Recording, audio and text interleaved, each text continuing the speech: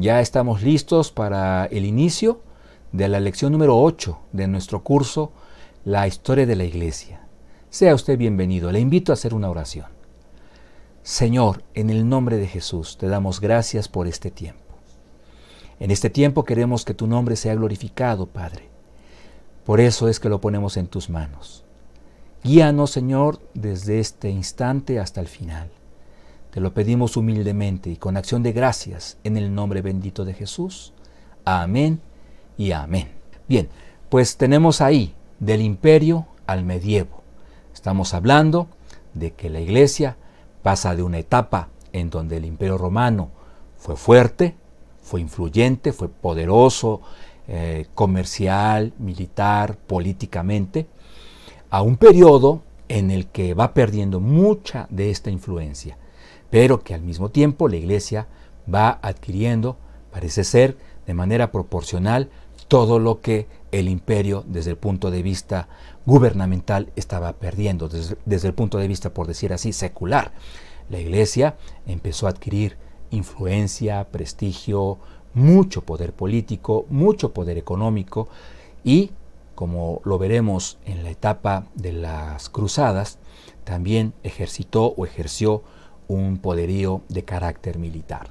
Bien, entonces vamos a, dada la importancia de esta etapa, decíamos hace 8 días o en la lección anterior, una etapa de prácticamente 1000 años, es necesario profundizar en algunos elementos mencionados en la lección anterior. Vamos leyendo y vamos comentando.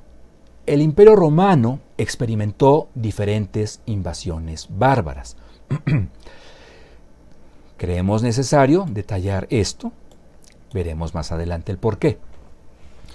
Como un primer peldaño o una primera instancia, bueno, si estamos hablando de pueblos bárbaros, hemos de decir que estos pueden ser clasificados en 3 grandes regiones: en germanos, en eslavos y en los pueblos de las estepas.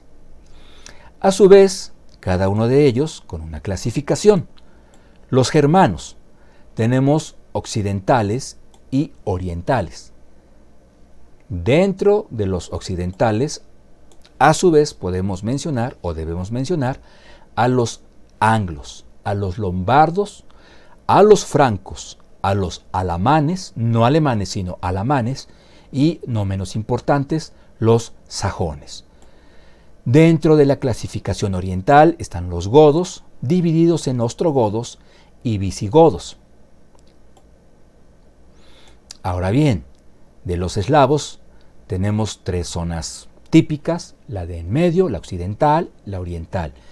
¿Qué decir de los de en medio, de los meridionales? Bueno, pues son los eslovenos, los búlgaros y los croatas. De los occidentales estamos diciendo o mencionando a los poloneses, a los checos y a los pomerianos. Y finalmente, hablando de la región oriental, los polianos y los volinianos. De las estepas, muy importantes, los hunos, los magiares, los armanos y con la acentuación en la primera A, a los ávaros. Bien, pues note usted cómo la complejidad que afrontó el Imperio Romano era grande, es decir, no podía o no debía concentrarse solamente en una inmigración, en una invasión. El mosaico que le rodeaba era diverso, era complejo. La amenaza de alianzas entre estos pueblos era una constante para los romanos. Entonces, ahí nosotros podemos con esto acentuar las dificultades que afrontaba el Imperio Romano y que se hacían cada vez más grandes en cierta medida por sus abusos, sus problemas de carácter moral en el liderazgo. También desde el punto de vista político, las constantes pugnas, lo decíamos en la clase pasada, por el poder, hacía todo esto que el liderazgo romano perdiera influencia, perdiera prestigio, tanto con los de adentro como con los de afuera. Entonces, el panorama no era nada amigable para el Imperio Romano. Sin embargo, necesitamos hacer una aclaración. Cuando nosotros decimos bárbaros, por el significado que hoy tiene esa palabra, nosotros podríamos entender que se trataba de pueblos muy salvajes, muy crueles.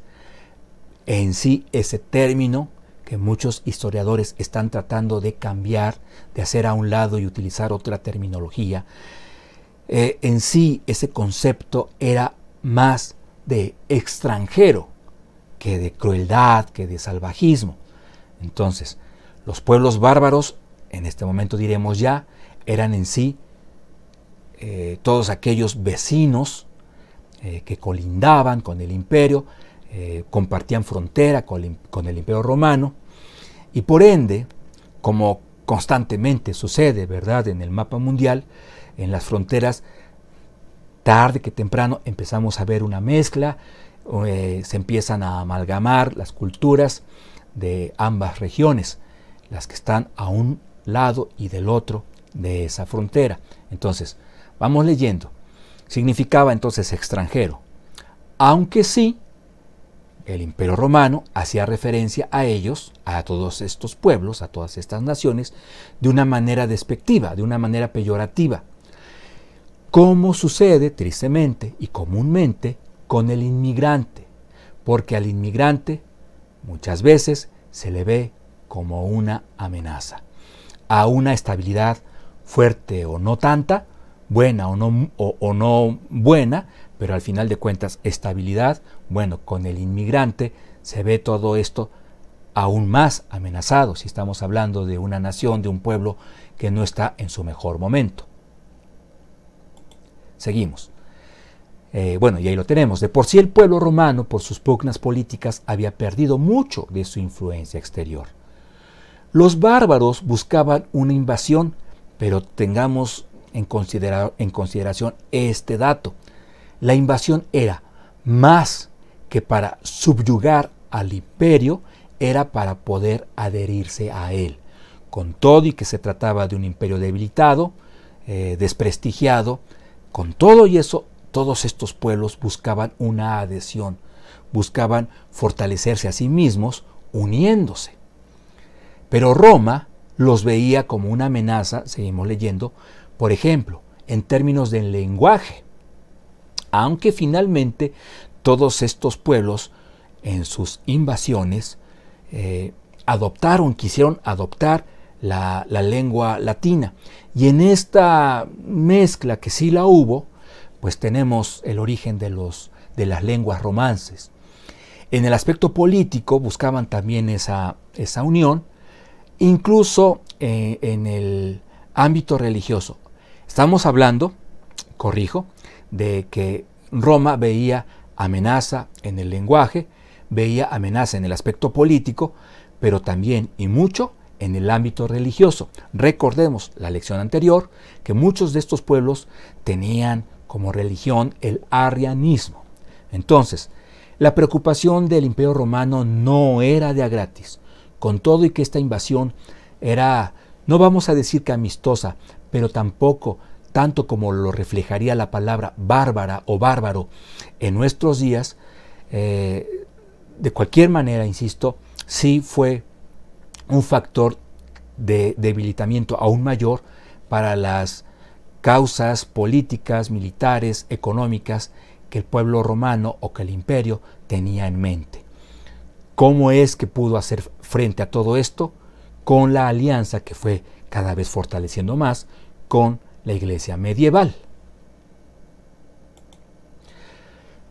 Dicho todo esto, a manera de ampliar el concepto que se mencionó en la lección anterior, hemos de subrayar también sobre la alianza, leyendo y explicando. Ante esto, el papado y el monaquismo se constituyeron en factores de unidad y fortaleza. ¿Para quién? Para el imperio. Pero tenemos ahí dos conceptos. En la ocasión pasada el énfasis fue en el papado.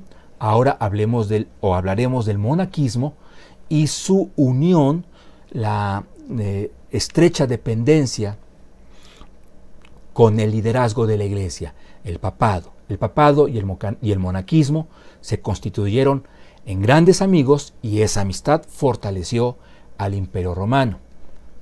En contra, hemos de decirlo así, de esta invasión que se estaba sufriendo a causa de la inmigración de todos estos pueblos que ya hemos detallado.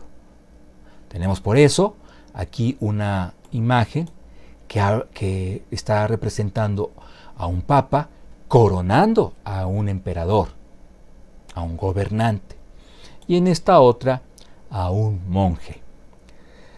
Diferente a algunos de los monjes que ilustramos en el monacato de la anterior etapa, del periodo anterior, sí, veremos por qué las diferencias. El monaquismo benedicto, permítame ver si podemos ampliar, creo que así se ve. El monaquismo benedictino, fortaleció la vida de monasterio de aquel tiempo. Los monasterios consolidaban su estructura, sobre todo la estructura intelectual. Usted recordará que hablábamos de que todo este periodo fue un periodo oscuro para con el conocimiento, para el ámbito intelectual. Sin embargo, en la esfera del monasterio, esta situación de las letras, de la cultura, del cultivarse en el área intelectual, fue algo que se desarrolló fuertemente.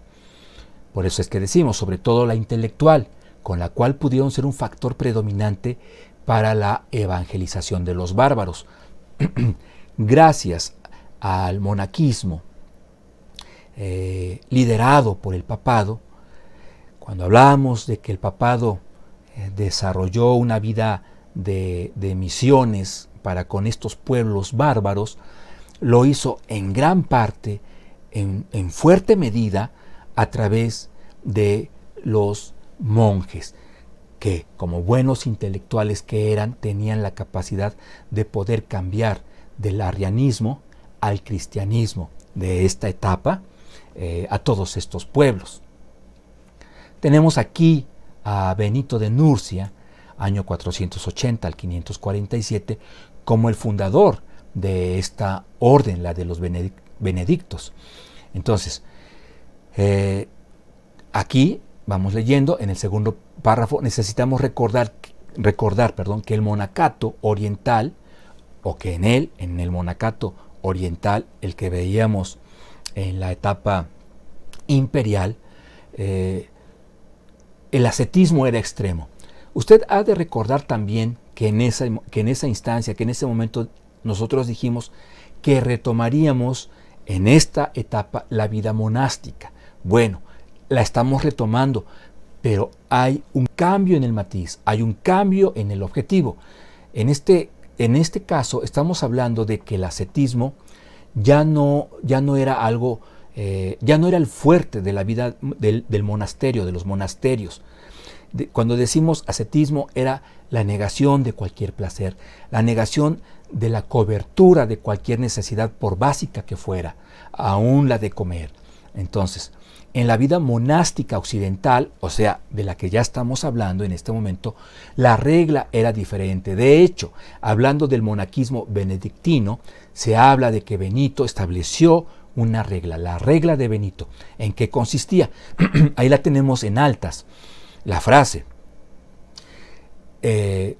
Esto es, el monje podía, sí, debía incluso abstenerse de placeres, pero el énfasis era en lo espiritual, por encima de lo material, no excluyendo lo material. Entonces, por eso, permítame leerlo nuevamente de corrido.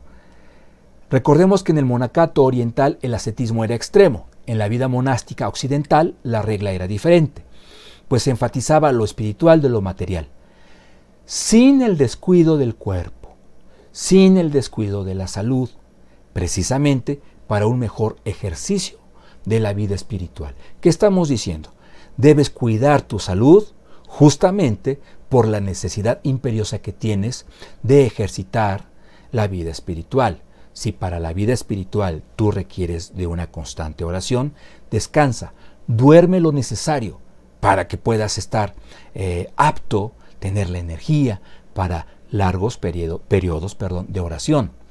Aliméntate bien. Cuando digo bien, me refiero a de manera balanceada. Hacían énfasis en la investigación de cuáles eran los mejores nutrientes para el cuerpo humano. De hecho, en la vida monástica de todo este panorama, nosotros no estamos hablando de hombres que se abandonaban a la inactividad con el pretexto o con el argumento de estar orando, reflexionando, meditando, leyendo. En la vida monástica de esta etapa nosotros vemos un dinamismo distinto, productivo. Estamos hablando de que estos hombres construían gran parte, al menos, de las instalaciones, esto es, de sus monasterios. Además, cultivaban, sembraban y cultivaban. Es decir, no estaban de ociosos, estaban muy, muy activos. Y entonces, bueno, pues ellos le pudieron a usted y a mí aconsejarnos justamente cuál hubiera sido una muy buena dieta a observar, a cuidar, porque hacían énfasis en el cuidado del cuerpo para poder tener el sustento físico para el ejercicio del estudio, de la meditación, de la oración, de las obras de caridad, etc. Benito de Nursia, repetimos el nombre de este líder de la vida monástica, del monaquismo en esta etapa. Ahora, la iglesia medieval ya evidenciaba esta estructura. Entonces, estamos hablando del papado desde hace, esto es de la clase anterior. Aquí estamos tratando de hacer un poco más detallada la explicación del monaquismo, pero ahora veamos conjuntamente. La iglesia medieval ya evidenciaba la estructura que tenemos aquí. 1. El Papa, la cabeza de esta iglesia. Siguiente, en el peldaño o en los peldaños, los cardenales. Estamos hablando de consejeros del Papa, administradores de la iglesia. Posteriormente en esta estructura teníamos a los obispos, arzobispos, autoridades eclesiásticas en una catedral o diócesis. Estaban ya localizados de una manera más esparcida, pero de cualquier forma ubicable. Sacerdotes, autoridades eclesiásticas en una parroquia, aldea o iglesia de una población. Entonces, veamos cómo este ejército era muy, muy delimitado. En dónde se encontraba cada uno de ellos, usted sabía. Cuál era la función de cada uno de ellos, usted la conocía. Órdenes monásticas. Aquí el proceso era un tanto distinto porque no había una, vamos a decirlo así, una delimitación de un determinado número de órdenes monásticas. Iban surgiendo, iban apareciendo en diferentes zonas. Bueno, pero al final de cuentas iban adquiriendo poder, fuerza, al menos podríamos decirlo así. Religiosos en monasterios supervisados por un abad o abadesa. Abad significa papá también, así como papa, hablando en un terreno espiritual. Tenemos un caso muy concreto, muy significativo para ilustrar todo esto que hemos mencionado. Hablábamos de 2 papas, clase anterior. En la lección número 8, tenemos a otro papa, cuyo liderazgo demostró su alto grado de poder. ¿De quién estamos hablando? Estamos hablando de Inocencio III. Estamos delimitando ahí del año 1198 al 1216. Él llega al papado muy joven, bueno, al menos más que un servidor, estamos hablando de 36 años. Se calcula que de esa edad él llega al papado. Pero note usted conmigo en qué forma él asume este liderazgo. En su discurso de inauguración declaró: el sucesor de San Pedro, quitaré el cursor para que no estorbe la frase, es más, la vamos a ampliar. Insisto, es Inocencio III. Y no sé qué tan inocente sea de lo que él declaró aquí, pero creo que lo hizo con conocimiento de causa, lo tuvo muy claro, tanto en su mente como en su corazón. Algo tremendo, dice: el sucesor de San Pedro ocupa una posición intermedia entre Dios y el hombre. Recuerda cuando hablábamos del concepto máximo pontifex del inicio de la Iglesia imperial, el máximo puente, para ser más claros, ¿verdad? Se estaba hablando, o se habló, de ese enlace que desarrollaba el emperador entre la deidad, la máxima deidad, y los hombres. Cuando digo máxima deidad, es entendiendo que para los romanos, en esa influencia pagana, ellos contemplaban un séquito de dioses muy diverso, muy complejo, pero ellos así lo establecían. El máximo puente entre Dios, la divinidad, y el hombre. Aquí estamos viendo el paralelo a esa concepción religiosa. El sucesor de San Pedro ocupa una posición intermedia entre Dios y el hombre. Es inferior a Dios, más superior al hombre. Ese más, sin acento, significa pero superior al hombre. Es el juez de todos, mas nadie lo juzga. Siendo el juez de todo o de todos, ¿quién podía juzgarlo? Y la respuesta para él era nadie. Entonces, vea si no es avalado por ellos mismos lo que decimos, ¿no? La influencia que ya iban logrando conforme el imperio, desde el punto de vista político-militar, iba debilitándose. Bueno, ellos iban entrando a ese escenario de poderío. Creo que estamos aquí adelantándonos.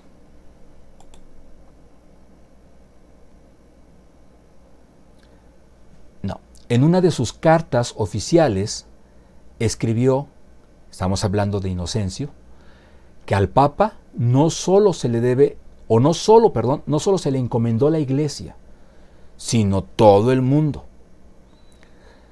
No sé a partir de qué hermenéutica se pudo interpretar eso, pero ellos ya lo habían asumido, lo promulgaban y defendían que se observara por parte de todos.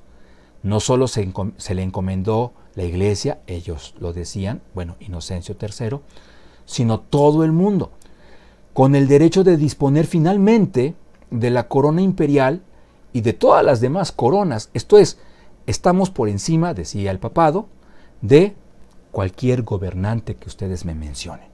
Somos los autorizados para decir: este puede gobernar, este no, este que ya deje de gobernar, este que ya empiece a gobernar.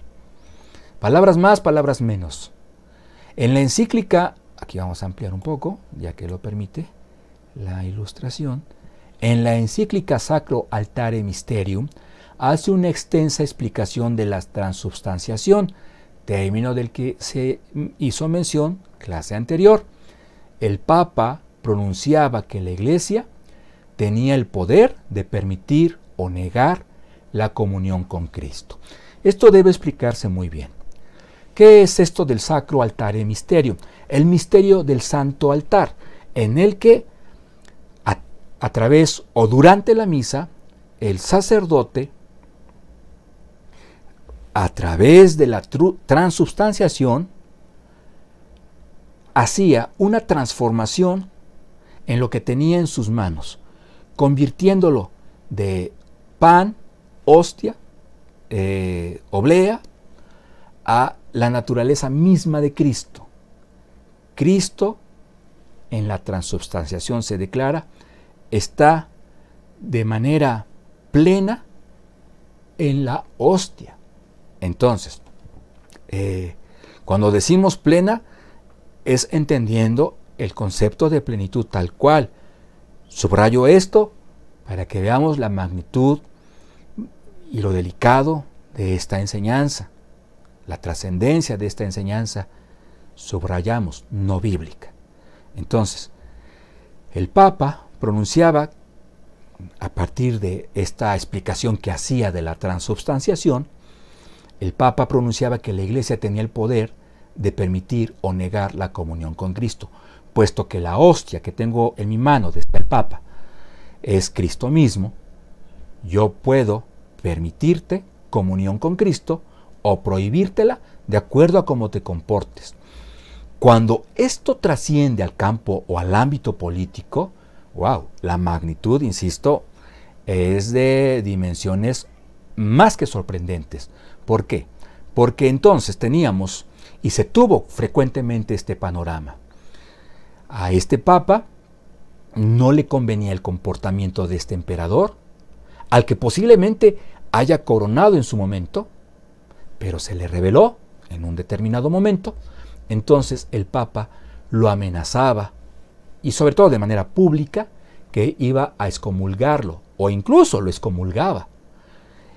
De esta manera, por eso era importante en su momento hablar de la superstición en el ámbito de la Iglesia imperial y medieval. Entonces, la gente, guiada por esta religión, ¿qué es lo que entendía? Mi emperador ha sido excomulgado, ya no tiene a Cristo, ya no tiene la dirección de Cristo, ya no tiene la bendición de Cristo, y de ahí se podían derivar muchas reacciones por parte del pueblo en contra de este emperador. Por eso es que el emperador, creyente o no en este sacro altare mysterium, tenía, muchas veces se veía presionado, tenía que someterse a esta amenaza, hacía el ajuste que el Papa demandaba y entonces se le restituía su comunión con la Iglesia. Vea ahora la importancia, por ejemplo, de cuando se habló del donatismo, un sesgo en el cristianismo en donde se decía, no, el que ha apostatado de la fe ya no tiene oportunidad, ya no debe ser restituido a las ordenanzas, prácticas y bendiciones de la Iglesia. Entonces, esto se aplicó de una manera cruel, lo menciono esta palabra a título personal, usted tendrá su opinión, pero consideramos que se trataba de una medida que, bueno, justo le dio a todo este periodo el título de oscuridad. Había una ignorancia y por ende muchos abusos. Cuando se ignoran cosas que necesitamos conocer, somos responsables de conocerlas, somos susceptibles a experimentar una mala dirección, a experimentar abuso, etc. Si nosotros no conocemos una ley que nos ampara, se puede cometer un abuso en nuestra contra al no conocer la manera de defendernos. Como comentario solamente.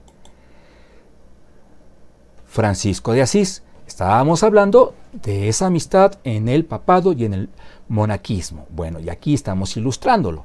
Hemos hablado de Inocencio y de lo que creía. Inocentemente o no, pero él creía esto y lo declaraba, lo ordenaba y vigilaba que se cumpliera al pie de la letra. Bueno, pero ahora vamos a hablar de un líder de la otra ala. Estamos hablando del monaquismo. Francisco de Asís. Ya sabes, siempre, ¿verdad? Mirando al cielo en el arte católico, ese es el énfasis. Estamos hablando, aumentaré un poco para ver bien la fecha, del año 1181 al 1226. Y ahora ampliamos esto. Francisco de Asís, dicen sus hagiógrafos, escuchó la voz de Jesús diciendo, repara mi iglesia que se está cayendo en ruinas. Aclaración número 1. Hagiógrafo es aquel que va a hacer de usted su biografía, pero exaltándolo, va a hablar las cosas más preciosas que se pueden ver en su vida, y entonces las va a enfatizar. Entonces, por eso es que hablamos de que los hagiógrafos de Francisco de Asís dicen que se trató de un gran hombre, pero que incluso él podía escuchar la voz de Jesús de una manera audible y de manera frecuente, y en una de esas ocasiones escuchó la voz diciéndole: repara mi iglesia que se está cayendo en ruinas. Una cosa remitiéndonos a la bendita palabra de nuestro Señor Jesucristo. El Señor Jesucristo, cuando le dice al apóstol Pedro, a su discípulo, hablando de Pedro, bienaventurado, hijo de Jonás, y yo te digo que tú eres Pedro, y sobre esta roca edificaré mi iglesia, lo que ya hemos hablado. Cuando se sostiene este diálogo, viene una nota aclaratoria por parte de nuestro Salvador diciendo, perdón el pleonasmo, nota aclaratoria que nos aclara, a propósito lo estamos diciendo, para subrayar el concepto: y las puertas del Hades, hablando de su iglesia, no prevalecerán en contra de ella. Sin embargo, aquí en esta historia se hace caso omiso a esta verdad bíblica y se inicia y se desarrolla una historia fabulosa en donde supuestamente Jesús le dice ahora a Francisco de Asís que tiene que hacer algo porque su iglesia se está cayendo en ruinas. Hay una contradicción ahí. Entonces, ¿qué pasó después? Bueno, Francisco interpretó la orden literalmente y reparó una capilla. Al entenderlo de manera literal, cuando el Señor Jesús le dijo, según esto, subrayo, que la iglesia está desmoronándose y tiene que hacer algo, entonces Francisco de Asís dice, bueno, pues para que no se siga desmoronando, ¿qué hago? Y literalmente repara una capilla. Poco a poco comprendió el mandato. Consistió en otra cosa más espiritual, dijo él, y entonces fundó una orden religiosa, los franciscanos. Algo que no nos gustaría perder de vista es que Francisco de Asís fue una persona, antes de dedicarse a la vida de monasterio, muy rica, hablando del aspecto económico, del aspecto material. No estamos seguros si esa influencia que en su momento tuvo, si en el área económica sirvió para poder reparar una capilla. Hay cosas que los historiadores no detallan, al menos no la encontramos esta información tan fácilmente. El asunto es que pudo reparar esta capilla. Bueno, no terminó el asunto ahí. Deme un segundo. En el año 1209 se presenta ante Inocencio III, del Papa en cuestión, solicitando la aprobación de la orden que él había ya fundado. El Papa declaró, estamos hablando de Inocencio III, que justo una noche antes a este encuentro en donde Francisco de Asís le pide al Papa que reconozca a esta orden, dice el Papa Inocencio III, una noche antes había tenido un sueño que le inquietó. Un magnífico templo se derrumbaba. Apareció de repente un hombrecillo que impedía el colapso. Según esto, ¿quién era el hombrecillo? Bueno, pues el que tenía enfrente, San Francisco de Asís, ¿verdad? Conocido. Entonces, ¿qué le dice? Bueno, pues yo soñé esto, ahora estás aquí, cuenta con mi venia. Esa orden está reconocida por el Papa Inocencio III. Y aquí en la ilustración, a mí me causa curiosidad que comúnmente los representan o cabizbajos o mirando al cielo, y aquí pues están tristes, muy callados, pensativos, cuando ya, según la pintura, ya estaba recibiendo la aprobación del Papa para que esta orden fuera reconocida por el papado. Y digo, bueno, pues era para que al menos estuvieran sonrientes o agradecidos en sus rostros, pero se ve un panorama distinto.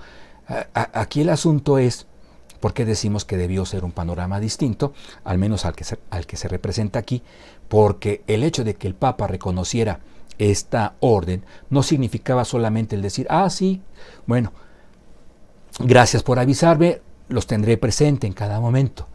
No, había un compromiso por parte del papado para con esa orden.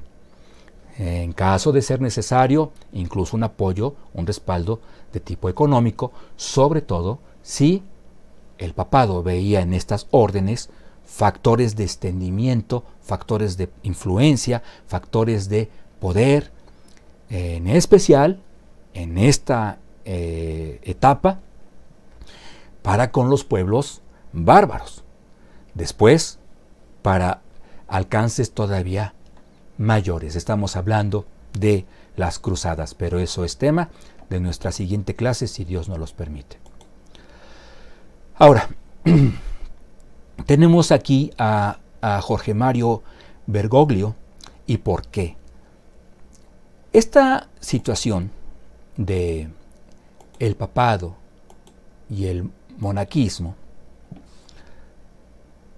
adelanto un poco. Si, por ejemplo, el Papa actual dijera en los medios de comunicación, en la próxima presentación de su parte, una frase, imagine usted al Papa actual diciendo, San Pedro, el sucesor de San Pedro, esto es yo, ocupa una posición intermedia entre Dios y el hombre. Hasta ahí creo la mayoría tranquilos. Es inferior a Dios, seguiríamos la mayoría tranquilos. Más superior al hombre, ahí algunos ya estarían inquietos. Es el juez de todos, más nadie lo juzga. Ya varios empezarían a toser. Usted hoy difícilmente concebiría una expresión por parte del papado como esta. No solamente al papado se le encomendó la Iglesia, sino todo el mundo, el derecho de disponer finalmente de la corona imperial y de todas las demás coronas. ¿Qué dirían líderes mundiales, sobre todo de naciones poderosas, ante una expresión equivalente a esta por parte del actual Papa? ¿Se le aceptaría? Creo la respuesta es no. Creo que sería muy riesgoso por parte del liderazgo católico romano una expresión así. Sin embargo, antes de creer que esto ha pasado a la historia para con la Iglesia Católica, quiero presentarle esta información. Articulistas católicos, la Iglesia Católica tiene a sus editorialistas en diferentes medios de comunicación, expresando su pensamiento, su sentir, en medios de comunicación exclusivamente católicos, pero en la medida de lo posible también en otras plataformas. Bueno, articulistas católicos resaltan el papel del actual pontífice, haciendo referencia a la relación que hubo entre Inocencio III y Francisco de Asís. Esto es, las expresiones de Inocencio III, no sé en qué medida hoy se consideren como una expresión fuera de tono, permítame la expresión, permítame el calificativo, o como algo que debiera seguir siendo escuchado con seriedad. ¿Por qué lo menciono? Porque se hace referencia a su papado en relación, especialmente, al menos, con Francisco de Asís. El sueño de Inocencio es el título de un artículo de todo esto que estoy mencionándole. Otro título, San Francisco, Inocencio III y el Papa Francisco, etc. O sea, usted en internet puede colocar estos tres nombres y verá diferentes artículos que hacen apelan al papado de Inocencio III, hacen referencia a ese vínculo tan estrecho con Francisco de Asís, y todo esto para ellos toma relieve con el papado de Jorge Mario Bergoglio. Pues se trata, dicen, de un papa que, siendo de la orden jesuita, toma nombre del fundador de la orden franciscana. Y es que, subrayemos esto, y es que su objetivo primordial es la reconstrucción de una iglesia que se derrumba. Aquí hemos tratado de tomar como ejemplo y como respaldo situaciones significativas, y esta creemos es una de ellas. San Francisco de Asís, así nombrado por la Iglesia Católica, tiene una experiencia audible con Jesús que le dice: levanta mi iglesia porque se derrumba. Va a audiencia con el Papa Inocencio III, en este caso, le dice: quiero que mi orden sea reconocida por el papado. El Papa Inocencio III dice que sí, con todas sus implicaciones, pero con el argumento: resulta que te soñé una noche antes, ¿cómo te voy a decir que no? Y es que en el sueño vislumbré que un hombrecillo, eres tú, sería el encargado de fortalecer una iglesia que se está derrumbando. Bueno, cuando llega Jorge Mario Bergoglio al papado, toma el nombre de Francisco pensando en San Francisco de Asís, esto es, en el fundador de la orden, considerando la necesidad del momento para con la Iglesia Católica. Esto no lo estoy diciendo yo, en los artículos usted lo puede leer y constatar. La Iglesia Católica se está derrumbando por los pecados que se han mencionado mucho en los medios de comunicación recientemente, y entonces este Papa, por ello, toma nombre de Francisco para reconstruir una iglesia que se está desmoronando. Entonces, el pensamiento y el sentir católico ha tenido sus ajustes de acuerdo a la etapa en la que vive, sí, pero muchos de sus matices siguen siendo los mismos. De ahí la importancia en la recta final de esta clase de mencionar esto. Vamos concluyendo. Tenemos aquí dos columnas, la de la izquierda haciendo referencia a la iglesia que menciona, a la iglesia que describe la palabra de Dios, la iglesia en la Biblia, la iglesia a la que le habla Pablo, le habla Pedro, claro, siendo ellos instrumentos del Espíritu Santo. Y tenemos en la columna de la derecha a la iglesia imperial medieval. Note que no estamos hablando de la iglesia apostólica ni de la iglesia perseguida. Dos facetas, dos etapas, dos periodos del curso anterior. Le invito a que lo estudie, a que lo pueda usted checar, consultar en el canal de nuestra iglesia. Bueno, tenemos elementos significativos tanto en una como en otra, pero a la vez paralelos. Esto es, tenemos el contraste, para ser más exactos. La iglesia mencionada en la Biblia surge en el Pentecostés. La iglesia medieval, la imperial también, pero bueno, ya estamos hablando de la medieval, quedémonos con este término entonces. Mientras que la iglesia mencionada en la Biblia surge en el Pentecostés, la medieval surge o es generada por un sincretismo de elementos cristianos y paganos. La historia universal lo avala. B. La iglesia mencionada en la Biblia es formada o conformada por la conversión al Evangelio, esto es, por la gente que se convierte a Jesucristo, a su salvación, al Evangelio. La iglesia medieval se va formando por adhesión.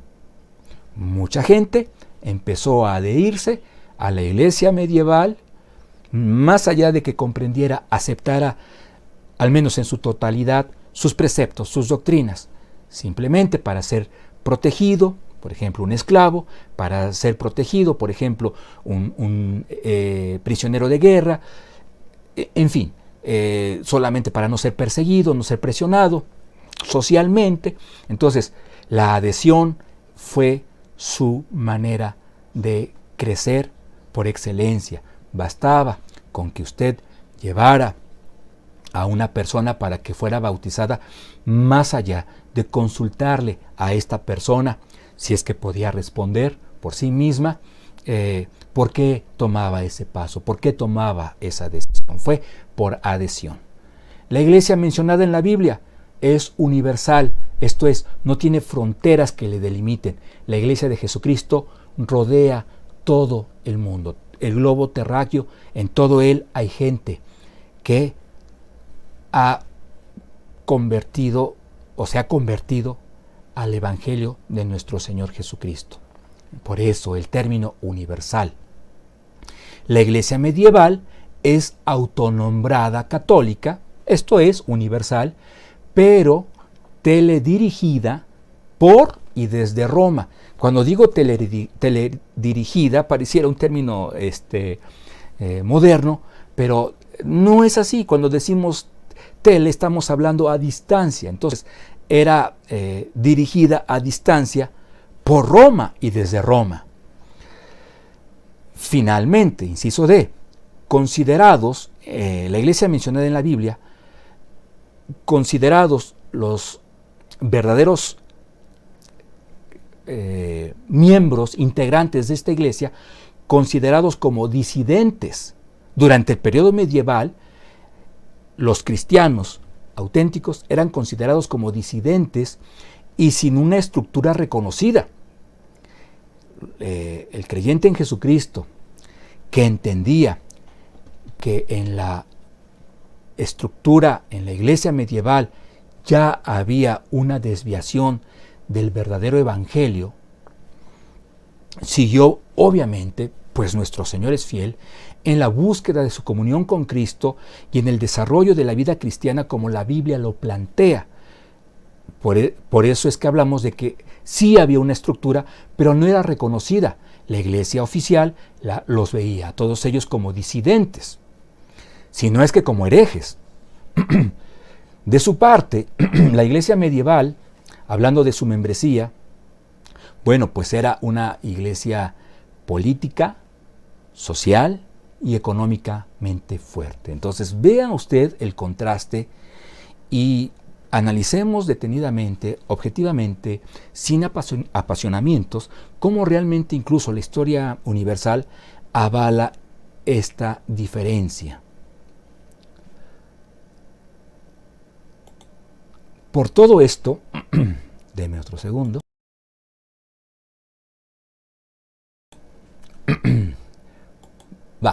Por todo esto, en este curso hemos distinguido la iglesia, está entre comillas porque es el concepto, hemos distinguido la iglesia de la iglesia imperial, la iglesia medieval. Esto es, aquí hemos puesto apellidos. Hemos distinguido, hasta el momento hemos hecho esta distinción, cristianismo de forma de cristianismo. Usted que ha escuchado al menos la mayoría de las clases, tal vez lo recuerda o tiene presente. Hemos dicho esta forma de cristianismo, o en su momento incluso dijimos cristianismo constantino, que surge a partir de que Constantino y en el edicto, etc. Entonces, por eso hemos hecho esta distinción, por lo que acabamos de analizar.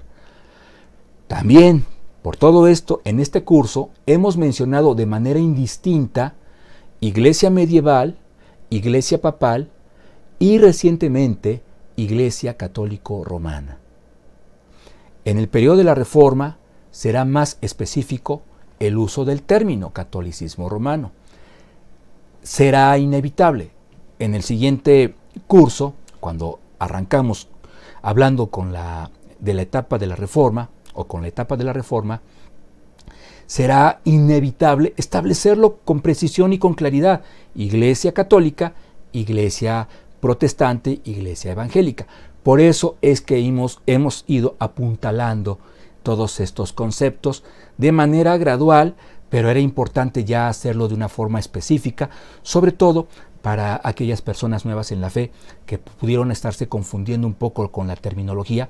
Bueno, analizando esa posibilidad, creímos necesario, creímos importante hacer esta aclaración, esta distinción. Tengo entendido que es la última presentación, la última diapositiva. Entonces, vamos a concluir con esto. Ante este monopolio religioso por parte de la Iglesia medieval, hubo movimientos disidentes que pueden ser clasificados en dos. Hablábamos de la membresía de la Iglesia auténtica, la Iglesia medieval. Bueno, cuando decimos auténtica nos referimos no a una iglesia perfecta, pero sí a una iglesia que buscó ser fiel a la palabra de Dios. Entonces, hablábamos de la diferencia incluso en su membresía. Por un lado, se tenía a quien se despreciaba, disidentes, herejes. Hay que decir, muchas veces el término de hereje era bien aplicado, pero estamos hablando de gente que realmente iba en contra de las Escrituras. Pero no era así con los cristianos de verdad. Ok. Entonces, se les veía de una manera despectiva, ¿de acuerdo? En la iglesia medieval, bueno, la membresía era, digamos, el fuerte de la población. De ahí que política, económicamente, socialmente, eran reconocidos, a las estructuras se les apoyaba, se les fortalecía. Bueno, ya se dijo. Aquí el asunto es que a los disidentes los podemos clasificar en dos partes. Y dije podemos, creo necesitamos imperiosamente dividirlos.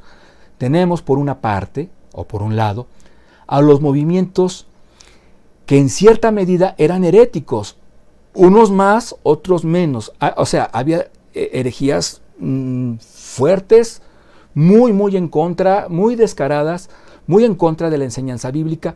Otras tenían sus desviaciones en algunos puntos, pero al final de cuentas, la palabra de Dios lo dice, un poco de levadura leuda toda la masa.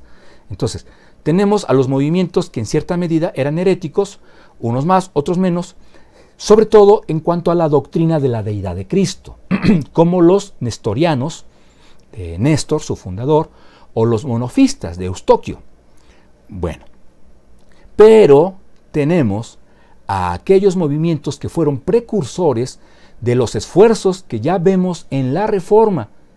Terminando este curso lo podremos ver primeramente Dios. O sea, esos movimientos sí de disidentes, pero eran por parte de precursores de todos esos esfuerzos que vemos iniciados o desarrollados en la Reforma, esfuerzos encaminados ¿a qué?